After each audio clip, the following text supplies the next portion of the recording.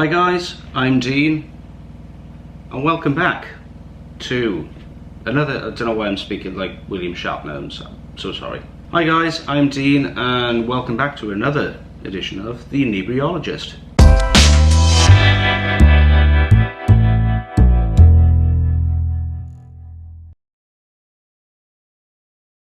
So this week, I'm going to be doing another Wander Beyond beer. First sort of pale Wander Beyond beer I've had, or like a double IPA, you know, which was the Emerald Silk, I think it was called. Quite a strong beer, 9% beer, you know. Yeah, so going back to Wander Beyond Brewery, but instead of going for like a pale or something like that, you know, going back to the stouts. So I've only tried a couple of their different stouts, but I'm looking forward to this one in particular because I've heard mixed reviews with it, and you know, mixed things going on. You know, what better way to try it yourself? Yeah, so the beer I'm going to be reviewing this week is so this is Wander Beyond's Storm in a Teacup. So it's it's a little small 250ml can. I've never seen these little cans before, but it's the first of the little cans that I've got anyway. But you know, probably the thing that you're probably looking at right now and, you know, dropping your jaw to is the fact that it is a very strong beer, 15% ABV. Yeah, so I'll show you a bit of the artwork and stuff that they've got as well, you know, which I think is cool. There we go. So yeah, the artwork's pretty good. It's like a guy inside a tent, and you know, he's just sitting there drinking his Wander Beyond cup, whatever is in the cup. It's probably this stuff, to be honest, you know. And you got the mountains in the back, and you know, he's just looking out. I don't know if he's homeless or if he's just in a tent somewhere, you know, and he's just drinking this Storm in a Teacup. But well, it's stronger than Carlsberg Special Brew, so it's I don't know. It's up to him what he wants to drink at the end of the day. Yeah, so this is an Imperial breakfast stout. Yes, it's quite a strong one at 15%. I think that's where they've done these little small 250ml cans. This might be a sign of things to come, I think, for when it comes to craft breweries in the UK. Rather than paying, I don't know, you know, going up to nearly £10 for if it was a big can of this stuff, it would be at least £10, something like that, you know. So at least if you want to try it, then you have the option of, you know, going for a smaller can, and then you can pay £4 or something for a can. Then, you know, if you really do want to try something different, rather than you know, it's quite an investment, I suppose, with some beers. If you don't like a specific beer and you've bought either like a 440ml can or even a little bit bigger, you know, and you spent nearly £10 on this can. So, and then if you've drunk a little bit of it and you don't like it, that's a waste. That's a waste of £10 then, really, isn't it? So yeah, it's good that you can have these little sort of taster cans, I think, which is great. So yeah, time to get into a glass and see what we've got. Right, here we go. So I'm using my Distruce Teacup glass because I do love it. It's really good. It's great for stouts and stuff. So to be honest, I could probably pour the whole can into this because it's not going to be that much, you know. But so time to get into the glass. So here we go.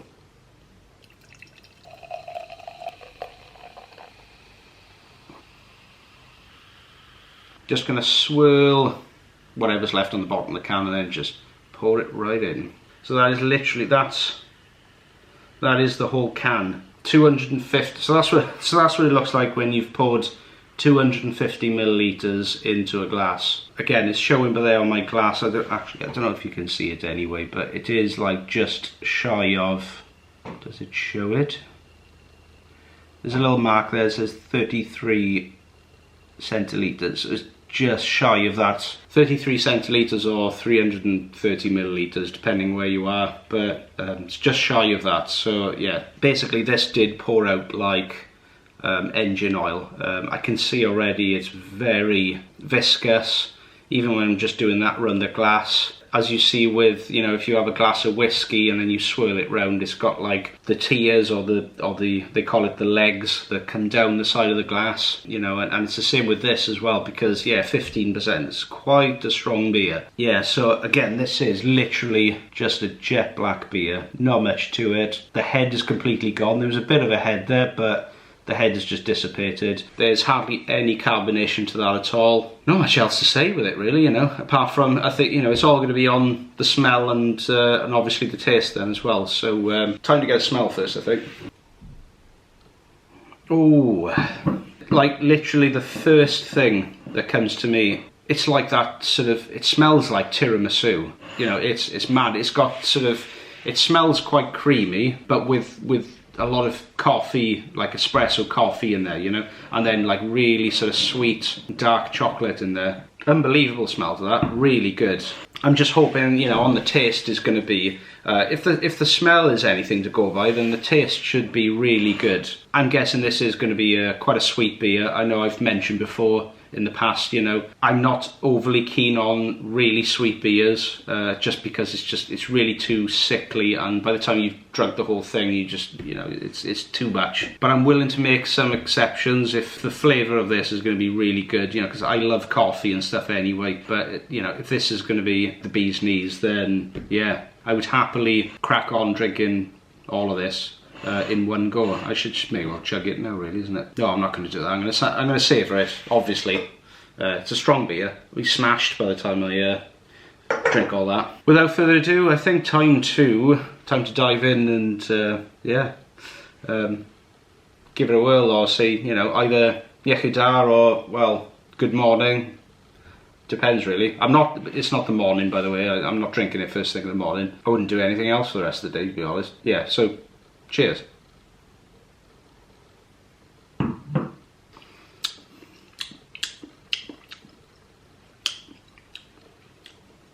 Oh, Jesus. Oh, alcohol burn. Sorry, I just gave it a few seconds, but good God, as that goes down, yeah, it does burns the back of the throat a little bit when it does go down. But that's a very warming beer. That is unbelievably warming for a kick-off. As I said, you know, it's very sweet. I could smell that it was going to be a sweet beer, but it's definitely a beer that you sort of savour and just enjoy, you know, because it's crazy sweet. But at the same time, I think I would give it, you know, the benefit of the doubt with this when it comes to how sweet it is, just because there's a lot of bitterness I can taste at the back of the throat as well. So as long as the bitterness is sort of balanced out with the sweetness, then I don't mind as much. If it was just a beer that was just full on sweet and it was just really sickly, then yes, I'm not going to like it. It is, as I said, it's very sweet, you know, but it's got a lot of those sort of espresso coffee flavours in there. Dark chocolate, you know, it's like the type of chocolate you get with, you know, it's like cooking chocolate or 70–80% cocoa dark chocolate, you know. It's lovely, it's really good, but I could only literally have that 250ml can. I couldn't drink it. There's a reason why I think they've done it like that. I can see why they sell them in these little small cans, because I could not drink more than that. It's too strong. The sheer amount of sort of sugar and sweetness in there is just too much. The other sort of flavours you get in there as well is like, it's like sort of subtle vanilla, and also like a licorice sort of tang at the back as well, which is quite interesting, because I do like, you know, in these sort of imperial stouts, where they're just high octane beers, you know, they do have like that sort of licorice, slightly salty character at the back. So I think that's why maybe I do like this beer, even though it is incredibly sweet. It has been sort of mellowed out with like this slightly sort of